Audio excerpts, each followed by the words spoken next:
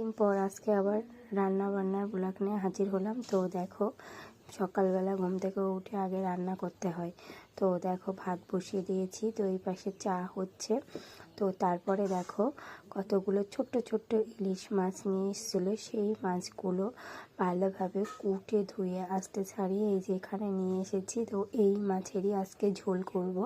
তো সেটা কিভাবে করব, কী দিয়ে করব, সেটাই তোমাদেরকে দেখাবো। প্রত্যেক দিন তো ফেসবুক সম্বন্ধে বলি বা লং ভিডিও দিই। আজকে আমি আমার এই রান্না বান্নার ব্লগ নিয়ে তোমাদের সামনে হাজির হলাম অনেক দিন পরেই। তো সত্যি এই ইলিশ মাছগুলো খেতে হেবি সুন্দর টেস্ট, আমার তো খুব ভালো লাগে।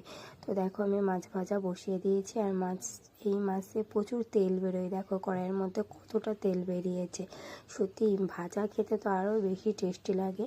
আর এই মাছের তেল যদি শুকনো ঝাল ফোড়ন দিয়ে লাবিয়ে রাখা হয়, ভাত দিয়ে খেলে ভালো লাগে। তো এই দেখো, এখানে ষাঁড় কচুগুলো রয়েছে। এই ষাঁড় কচুগুলোকে আমি ভালোভাবে কুটে বেছে নেবো। তো দেখো, আমি এখানে যে ষাঁড় কচু কুটে নিয়েছি, আর আলু কুটে নিয়েছি, আর কাঁচা লঙ্কা কুটে নিয়েছি। তো এর মধ্যে বেগুন দিলে খুব ভালো হয়। তো বেগুন তো আজকে নেই, গাছেও হয়নি বেগুন। তো এইটাই ভালো করে আমি ধুয়ে নিয়ে আসলাম। দেখো, আগে নোংরা লেগেছিলো। আলু কচু ধুয়ে নিয়ে এসেছি। তারপরে এই যে মাছের তেল ছিল, সেই তেলের মধ্যে আমি আলু আর কচুটাকে ভালোভাবে তুলে দেবো, মানে ভালোভাবে ভাজবো। তো সেইটা আমি তুলে দিয়েছি। দেখো, তারপরে একটু নাড়াচাড়া করে নিয়ে আমি কাঁচা লঙ্কাগুলো দিয়ে দিলাম। কারণ আমরা কাঁচা লঙ্কার তরকারি খাই, শুকনো লঙ্কার তরকারি বেশি খাই না, ভালো লাগে না। আর আমাদের তরকারি একটু ঝাল বেশি দিই, কারণ ঝাল না দিলে ভালো লাগে না, মানে ঝাল কম হলে পরে খেতে ইচ্ছা করে না। তো দেখো, আমি এগুলো ভালো করে ভেজে নেব।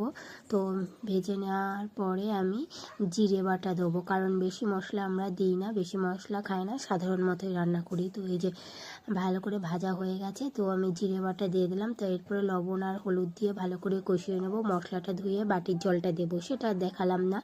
তো তারপরে দেখো, আমি ঝোল দিয়ে দিয়েছি, ঝোল ফুটে গেছে। তো পরিমাণ মতো হলুদ দিয়ে দিলাম। কালারটা দেখো কি সুন্দর এসেছে। তো তারপরে ঝোলটা ফুটছে, তো আমি গামলা দিয়ে ঢেকে দেবো যাতে সিদ্ধ হয়ে যায় তাড়াতাড়ি কচু আর আলুগুলো।